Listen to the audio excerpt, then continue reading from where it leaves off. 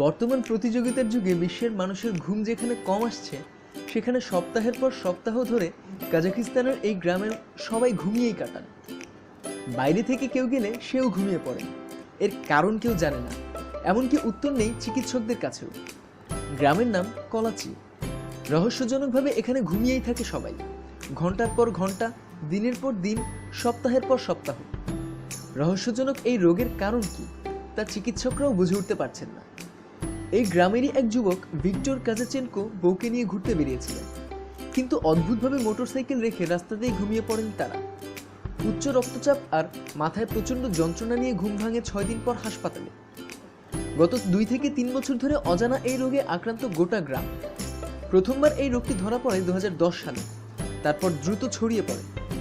ঝিমুনি ভাব, আলসেমি, হাঁটতে অসুবিধা, ঠিকমতো দাঁড়াতে না পারা, ভুলে যাওয়া এই রোগের লক্ষণ।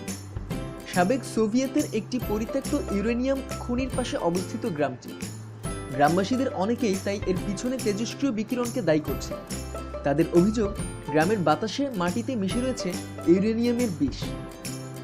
এজন্যই হয়তো এই দশা। পৃথিবীর রকমারি খোঁজখবরের জন্য সাবস্ক্রাইব করুন। ধন্যবাদ।